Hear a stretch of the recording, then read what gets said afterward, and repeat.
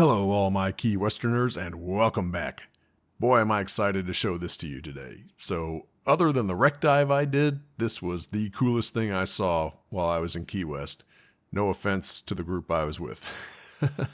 So what you're looking at here is the main entrance to the Mel Fisher Maritime Museum. For those of you who have never heard of Mel Fisher, he is one of the most famous treasure hunters of our era. So he found a treasure ship, a Spanish galleon that was loaded with treasure in the 1600s that sank in a hurricane. It was lost to sea, and he found it in 1985. I'm going to go through this slideshow. I mostly took photos of everything I saw in the museum, put it together in a slideshow. I'm just going to play it. I'm going to talk over it in the beginning and just tell you everything I know, everything I can remember about what happened. And I highly encourage you to pause the video and read all the signs that I took pictures of. They're extremely informative. This was an excellent museum.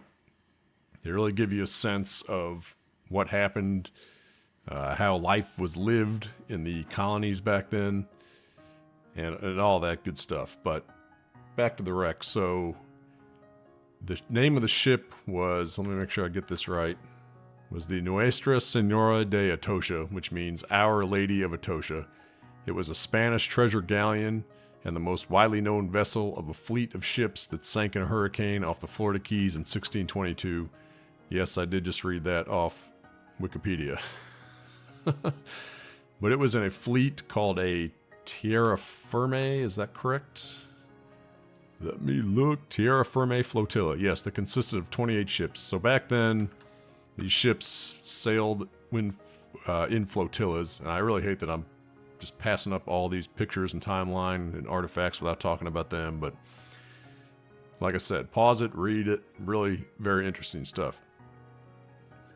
But this ship was a Spanish galleon. It was responsible for protecting the rear guard of the flotilla. So these ships, sailed in these flotillas for protection, I presume, from pirates and whatnot.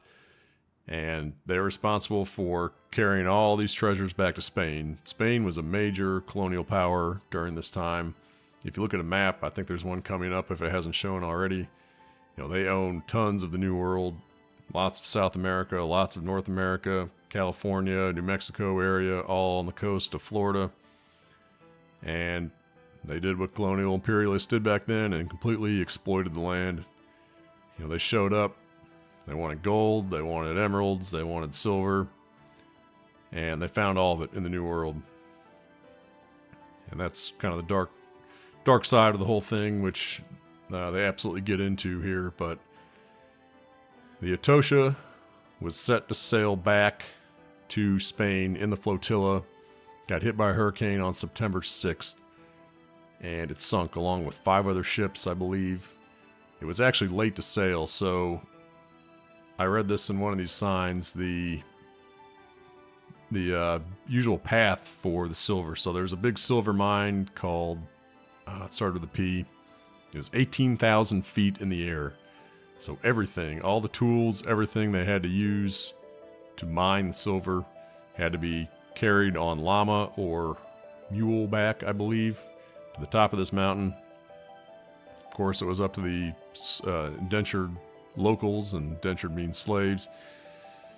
Forced them down into the mine, mined the silver.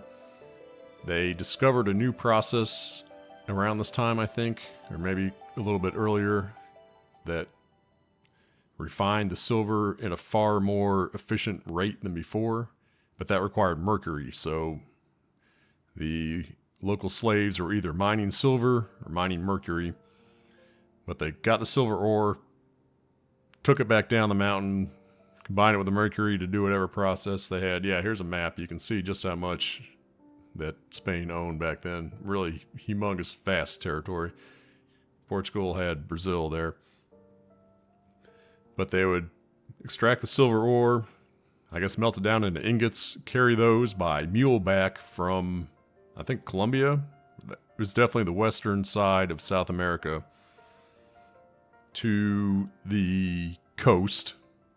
They would get on a boat on the western coast, sail up to Panama, There was no Panama Canal, so they had to unload the ingots, all the silver, jewels, whatever they had, carry it by carry it by llama or mule across Panama. The Atocha was stationed there. They would load up the Atocha on the Caribbean Atlantic side and sail to Havana. Everybody met up in Havana. That was the central hub of the entire operation back then. You didn't come or go, from the New World to the New World without going through Havana first. But it was late. There was something. The silver was delayed, I think, so it was already weeks late. There was unfavorable weather. It got to Havana weeks late. The admiral, I'll call him an admiral. I think he had an official title that I can't quite remember. He was in charge of the whole thing, knew it was hurricane season, knew that they had to skedaddle to Spain immediately or wait out the entire winter and leave in the spring. He made the fateful decision to go ahead and go because Spain really needed the money and people were getting restless, didn't want to wait around all winter. So he decided to go. The very next day, September 6th, 1622, got caught in a hurricane. I think I also read somewhere that he gave an order to sail west to avoid it. He gave that order to the entire fleet. I think boat captains acted on their own, ignored the order. Those that followed it and went west, they all sunk in the hurricane. So the captains who followed their own sense of what the right thing to do was were spared. But I think they lost 5 ships. The Atocha was completely loaded down with treasure. That was one. The Santa Margarita was another one, I believe. Getting that name right. Hundreds of people drowned. I think there was only 5 survivors from the Atocha. There was 3 sailors and 2 slaves, and they were hanging on to the mizzy-mast. I know I'm mispronouncing that. So the Atocha only sank in 55 feet of water, so this mast was still actually sticking out of the water, and that's the only thing that saved these people. The rest of the people were under the deck and drowned. And Spain launched its own salvage operation. I was really kind of surprised to hear this. So they had salvage divers. They used to do, I think, put people in bells and send them down. But they went after chasing this thing, and they found it. But hurricane after hurricane kept sweeping through, breaking the ship apart, spreading it out. And I think after about 6 years, they finally just gave up, and it was lost. But they did recover quite a bit at the time. And again, that was send down the slaves. Many of them died during this process. Terrible what people do to one another. But, fast forward 400 years, 350 years. So Mel Fisher. Mel Fisher was an interesting guy. He served in World War II, although I don't think he was ever deployed. After the war, he became extremely interested in scuba diving. And so he learned to scuba dive. He loved it. He moved to California with his parents at the time, I think, who bought a chicken ranch farm. And I believe he met his future wife on the chicken ranch. I think perhaps her parents were the ones that sold it, but don't quote me on that. But anyway, she shared his sense of adventure. She learned to dive. And Mel Fisher and his wife were really pioneers in scuba diving. They opened the first dive shop in California. They taught thousands of people how to dive. They really loved doing it themselves. I think they invented a bunch of dive gear, like wetsuits, flippers maybe. If you go back to one of the very first slides, you could see the flippers, and they call them duck feet, I think. I think Mel Fisher invented those. But, he loved diving, looking at nature, that kind of thing. But then he started becoming, I guess, enamored with these shipwrecks. And he read Treasure Diver's Guide that somebody wrote and talked about the Atocha. And he just, wanted to look for the Atocha. So he started taking vacations to the Florida Keys and kind of looking for it on vacation. And then he decided to do it full time. So he moved his entire family over there on a leaky boat, I think it said, and started looking for the Atocha. And he started in 1969, and it was eventually found in 1985. So it took him 16 years. And the real, I guess, break in the case, so to speak, He hired a PhD, forget the title, but he went to the Spanish archives in Spain, dug through their records, and found references to the Atocha sinking. So Spain kept meticulous records on everything they had. They had the entire ship's manifest, so he knew what kind of treasures, what kind of things to expect on the ship. And they even found found some hints about where it sank in those archives. It said something about Marquesas Key, and at the time, Mel Fisher was looking hundreds of miles away. So once he got that bit of information, he corrected his search. And throughout the years, they found pieces here and there.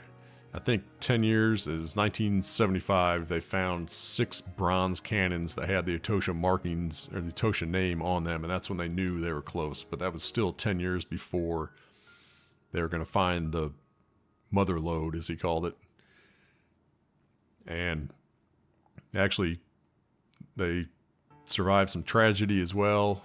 The person who found those cannons, in fact, was his son, Dirk. And a few weeks later after that, he and his wife and another diver drowned when their boat capsized.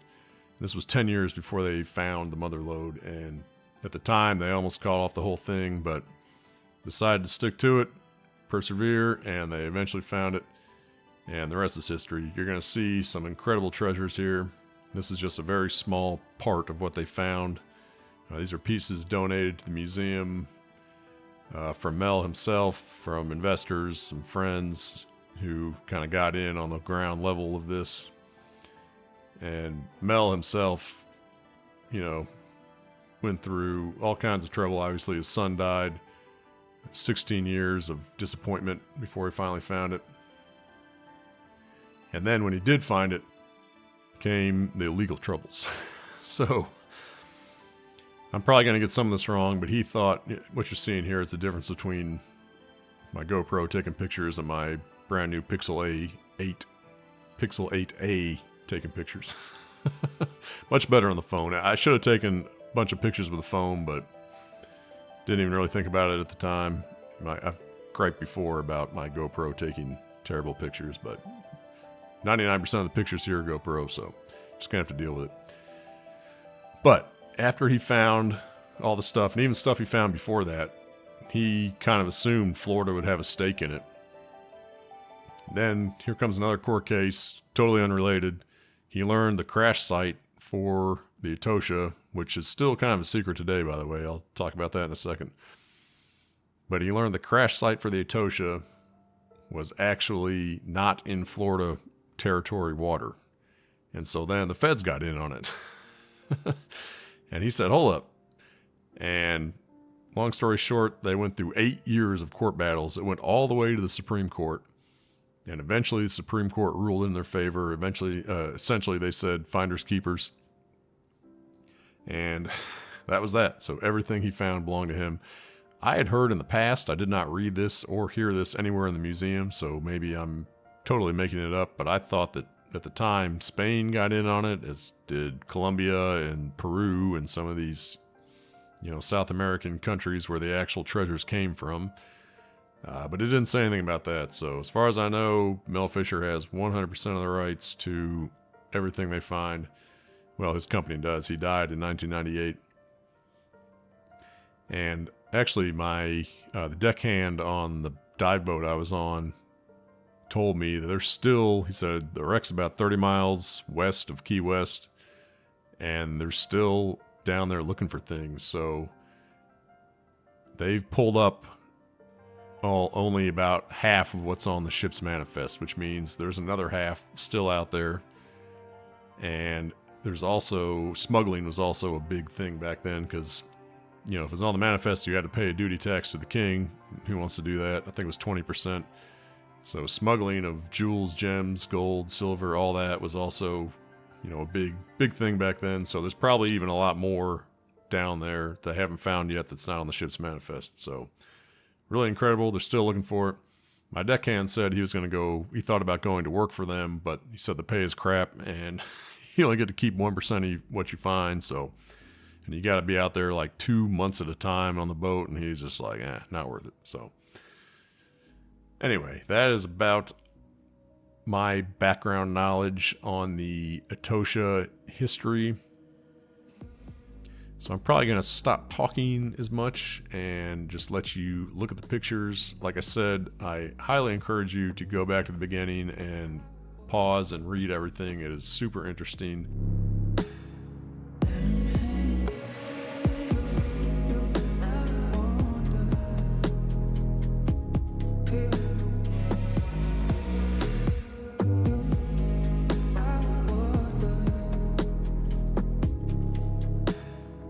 Because they found a lot of things, as you can tell, that not treasures. Like, so these are caulking materials used to keep the boat caulked, which is a big problem back then.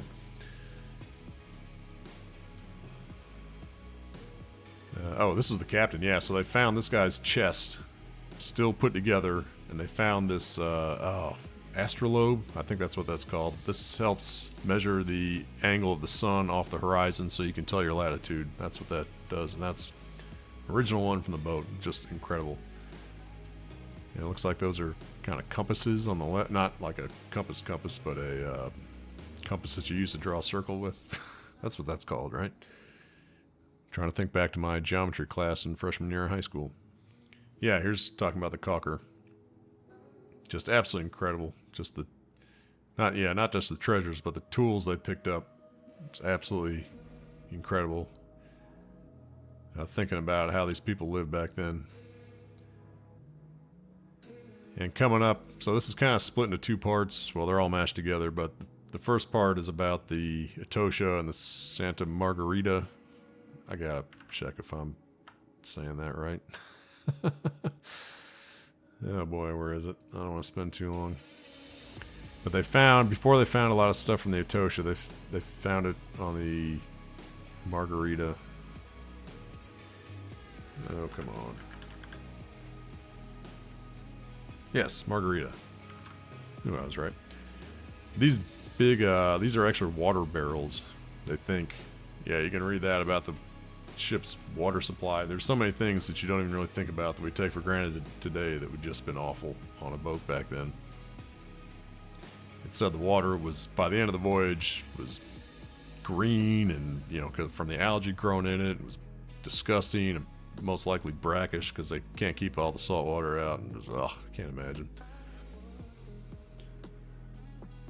But the Atocha it was laden down with treasure, but it was meant to be a gunship. It was, like I said, it was there to defend the rear of the fleet. So it had a lot of cannons, a lot of weapons on board. And that's what this is going through now. These are cannon shots, swords they found. Just absolute treasures.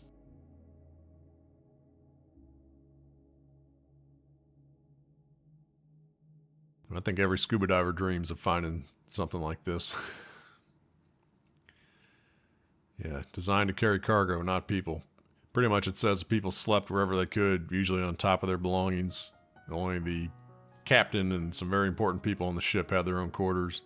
Sailors would sling up hammocks. I've already passed a lot of this up, but the surgeon, yeah. The surgeon was actually the barber. Career diversity, yeah. What do you know? Can't even imagine. Can't even imagine what kind of medical care or lack thereof was like back then.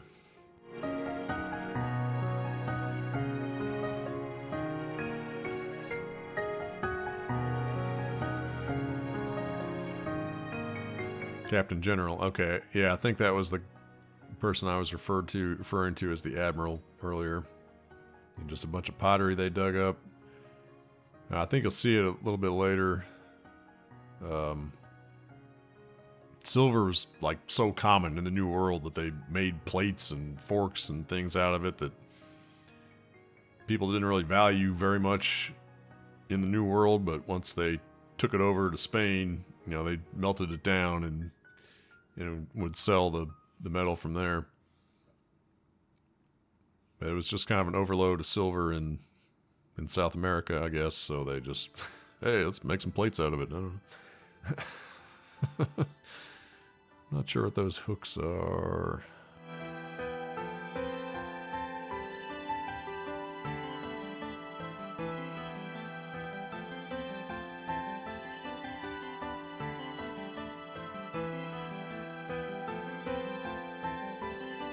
Yeah, he was talking about the hurricane. What they would have done for a weather satellite back then. It was the day after they'd set sail. So 24 hours before, I guess they had no idea that a storm was coming. Set sail and boom. So I think there might be a sign coming up that says this, but I believe it said I don't know how they know this, but one of the main masts on the ship broke in the hurricane. And once that happened, they had no way of controlling the ship. They were completely at the mercy of the wind and the waves. And a wave took the ship up and smashed it into a reef, into a shallow reef. And that was it.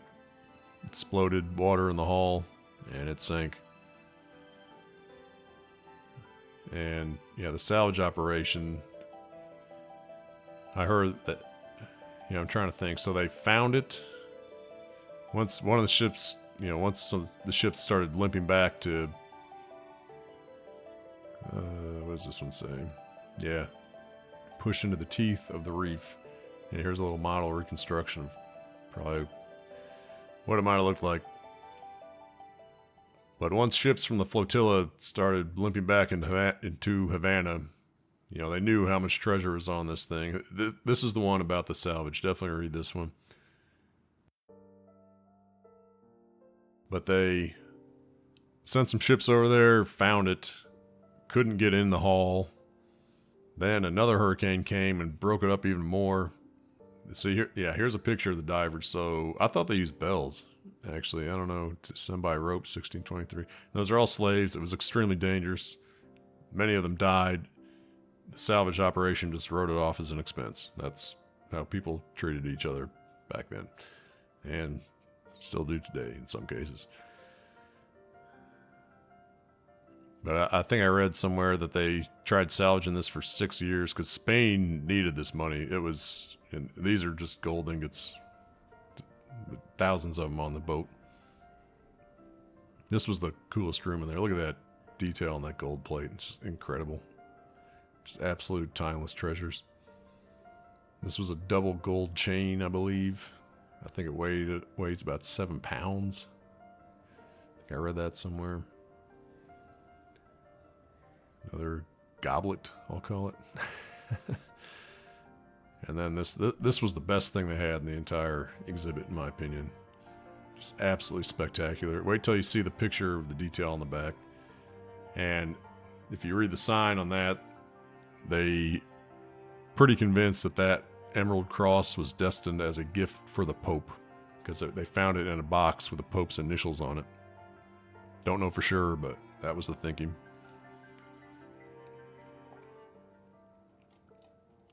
Now, all those emeralds came from mines in Colombia, which they said still is revered as having the best emeralds in the world. And back then, emeralds were valued higher than diamonds, higher than gold. I think it was the Muoz mine, Muoz emeralds maybe.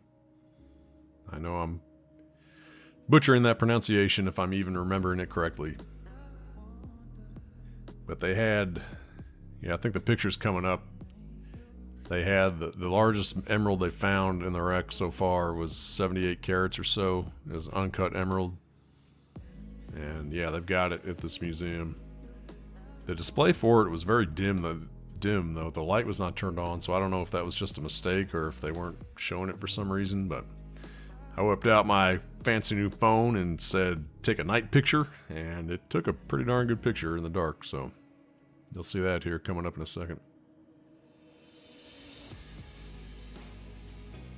But yeah, Spain needed this treasure because they were hugely in debt. They were fighting countless wars, how kings do, and they said that, what did they say? That Spain went bankrupt, I think, about 2 or 3 years after this sank, because he needed this treasure to pay off his debts, pay off his loans, and he didn't get it because it sank. That's how that worked. I guess it was common. I read somewhere here too that Spain went bankrupt like 7 times in 100 years or something. I don't know how you just bounce back from that, but And then they get into the entire, oppression of the locals and how that happened. And, obviously disease wiped most of them out. And they showed up with very superior military technology, horses, guns, cannons. The Inca didn't have a chance. And although they did say that the goal wasn't necessarily to just totally wipe them out. They kind of wanted to integrate with the aristocracy of the Incan people. For example, they wanted to marry their princesses and things like that, so they'd have much stronger claims to the land and the wealth and the resources of the land, I guess, rather than just coming in and totally wiping them out. But yeah, it was pretty brutal. And after this, so this is about the Atocha, Santa Margarita. They had an upstairs to this museum, and up there they had kind of a hodgepodge of different things, but one thing they did have was another ship that Mel Fisher's team found, and I'm definitely going to get the name wrong without looking it up. It was the Hermione or something. But it was a slave ship, and so they get into some of the slave trade stories, and it's just sickening and appalling what people are not only capable and willing, but even eager to do to one another. I'll never understand it. And some of that stuff is pretty hard to read and to look at. But it happened. And yeah, so that's a picture with my GoPro. And that's a picture with my phone. You can see it even better comparing the back. So I'm actually not looking at that slideshow right now. Yeah, this is where it says. This is where it says the cross they think was destined for the Pope. Had his initials ABL on the box. Alright, so this is a picture of the cross with my GoPro. And you can't see any detail whatsoever in the back. Now look at it from my phone. See how much better that is? And I'm going to add, this is not in the slideshow I'm looking at right now, but I'm going to add a cropped in, zoomed in picture of that. Just exquisite detail on the back of that. I have no idea how they made that. Absolutely incredible. Craftsmanship.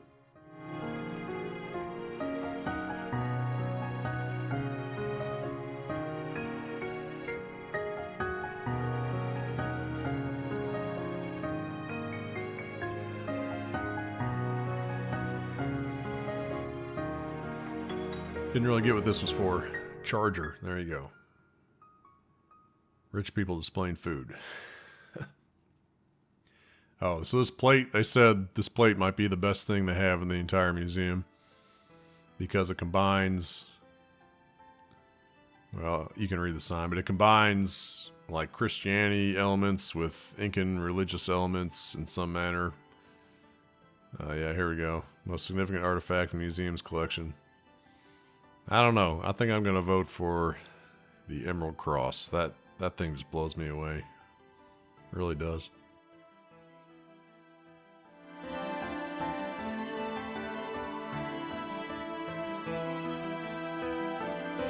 Look at this gold. Yeah, they were... I'm trying to think. So, there were no treasuries allowed in the New World for a long time.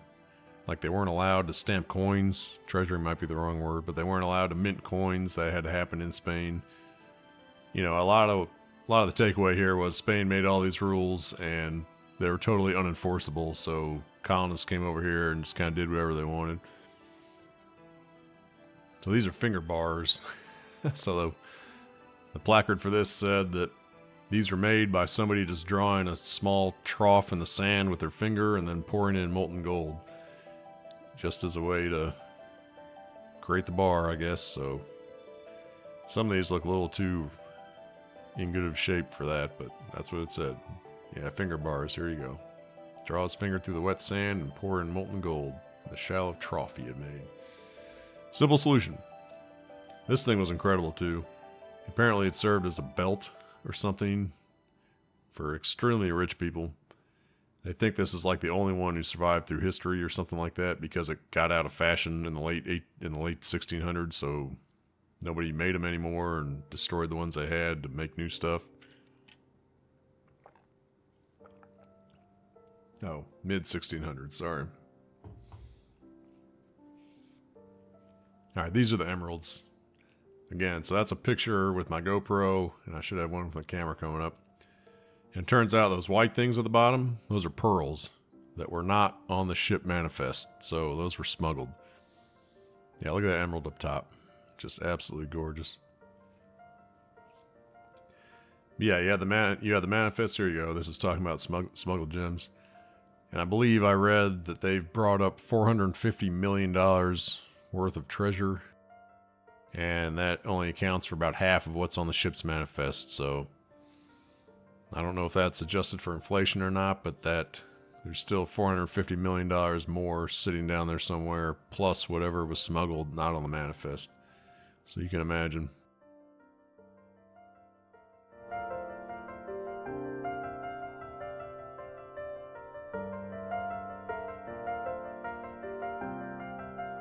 And this is all in shallow water. I don't know if you've heard or not. There's a big time shipwreck off the coast of Colombia that they've recently, in quotes, discovered. The location of that's still super secret, but that's in like thousands of feet of water. If you just Google Colombian shipwreck, it'll pop. And there's a little bit of underwater, footage of what they found down there. There's ceramic stuff just sitting on the sand, with crabs crawling around, and but that's, I think, at least 3,000 feet down. So divers, or at least normal divers, aren't going down there. Commercial divers might be able to go that deep, but the Atocha was sitting in 55, 60 feet of water. That's I can dive down there, no sweat. All right, now we're getting to the upstairs of the museum, which is kind of the end of the Atocha, and this is more about just how to salvage wrecks. Like this St. John's site, I don't even know what this is. It says they're using a hookah breathing system. I thought that was snuba. You guys ever seen snuba? Yeah, if you're interested in diving, definitely check out snuba. That's scuba with an N instead of a C, and I forget what the N stands for, but you don't need any training. You show up, it's like intense snorkeling. So you go down about 20 feet, you don't carry a tank. There's a tank that's either floating on top or an air compressor, and so it feeds you compressed air down to your depth. And so you can breathe fine without having to deal with the tank and all the equipment and BCD and all that. And yeah, like I said, absolutely no qualification, certification whatsoever. You can show up and do it. I'd like to do it just to try it out one time. But yeah, if you're interested in maybe diving, maybe give snuba a try. And if you love that, then you're going to love diving. If you don't like that, then diving's probably not for you. But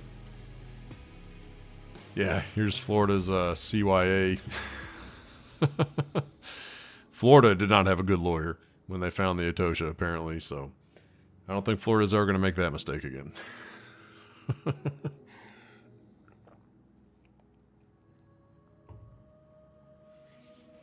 This is just going through about how to preserve something you find. One cool thing they said that I saw, when they find artifacts, and I guess I never really thought of this before, but they do not try to fix them at all. And by that I mean, like, say you get down there and you find a sword that's bent. They don't try to straighten it. They don't want to touch, they don't want to manipulate it at all, because the reasoning that I read was, this artifact has a history, and the fact that it's bent is part of its history, and if they straighten it out, they're going to destroy that history, which, makes sense. So, yeah, I think it was earlier on, there was a picture of a bended sword, and I was like, I wonder why they didn't try to straighten that out, but that's why. That, and they'll probably, 400 years of salt water can very much destroy things. So yeah, this is a picture of the archives in Spain. So that's where Mel Fisher's PhD went, dug through them, found all the information he could find about the boat. I'm sure that's where he found the manifest. Had it translated, of course, from Spanish to English, or probably. And that's also where he found the hint about where it sank on near Marquesas Key. And they went up and down that water with magnetometers or magnometers, looking for anything, you know, that would create a metallic signature. And just crazy. Yeah, and then pirates were big at this time. They had a whole interesting expose on pirates here. Although, get the terms right. Yeah, pirates plunder for cargo. Privateers were like pirates, except they had oh gosh, they had permission. There we go. Permission from the government. So like Spain would hire privateers, or England, say England would hire privateers, and the privateers agreed to give, I think, a fifth of everything they got to England, wouldn't attack English ships, and as a result, they were exempt from, you know, England hunting down pirates. So I'm sure if Spain caught them, they'd probably still get hung, but England wouldn't touch them. Yeah, and then you had regular pirates who were just didn't care who it was. They go out chasing everybody. If they got caught by anybody, they were killed, most certainly, thrown in jail. And then I didn't see the Buccaneer there. We're gonna have to pop it in reverse and read it. Can't do it live, but you have the awesome ability to hit the pause button and read all this stuff, which I highly, highly recommend. Extremely interesting museum. If you're ever in Key West, go. It was only $17.50, I think, to go through it. And you just see some incredible, incredible things. And I was talking to the guy at the desk a little bit, and he said, make sure you come back because they're remodeling all the time, and that's the truth. I went upstairs, they had sections, you know, blocked off. So they're definitely in the middle of remodel. Henrietta Marie. There we go. That's a slave ship. Yeah, there's not much to say about this. I haven't already said. Just absolutely horrific. I just can't imagine human beings treating each other this way, but that's what they did, and the picture came out blurry. It's just a part of our sordid history, unfortunately. But they lock them up and just, you know, you'll see a picture here, and you've probably seen it. I've seen it before. Just, you know, absolutely no room to move at all. They did say that once they got out in the middle of the sea, sometimes they'd kind of unhook them, unless they thought they were a suicide risk, which, can you blame them? And they said, you know, if they couldn't see land, they'd be less likely to try to take the boat by force or jump over the deck, or who knows. Just awful. Absolutely awful. Yeah, so they found this one in 1972. I think they found this and kind of put a pin in it because, you know, they were looking for the treasure ship. And I guess they came back later maybe and excavated this, or maybe put a second team on it. I don't know.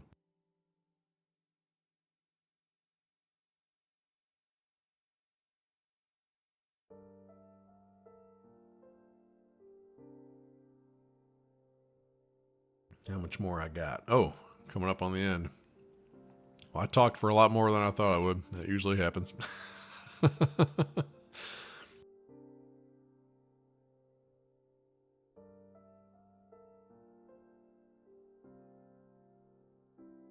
No, it's awful.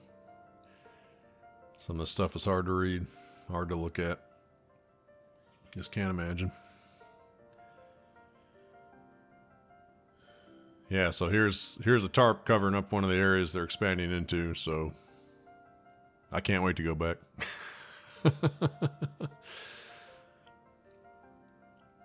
There you go. It's a cannon. I guess that's an actual cannon from the boat. I've wondered that this whole trip, actually. None of them... Some of the cannons early on while I was talking, I think one of those was from the Santa Margarita. I'm not sure if the Atocha had one on display here. I believe they still have not found all the cannons from the Atocha. At this point in the museum, I was kind of scrambling to get going. My friends were meeting me somewhere. I had to get going. Yeah, so here are museum replicas. You can buy a Atocha replica for $1,500. The real one's probably about $15,000. Yeah, and this was just like random outside. This was a boat carrying people from Cuba that they captured, I guess. And you can see how terribly it's put together with oil drums, and there's a vehicle V8 or something in there powering it. Yeah, you know, however you feel about that, those are people just looking for a better life, I guess. I don't know. That's tough. That's tough. If I was in their shoes, I'd probably be doing the same thing, but what a dangerous craft to make that 90-mile journey on. All right, that's going to do it for me. I hope you guys enjoyed this. I certainly did. Highly recommend. If you do one thing in Key West, go to this museum. It's what every scuba diver dreams of. Really interesting. Just treasure beyond belief. And I hope you enjoyed it. And I'll see you at the next one.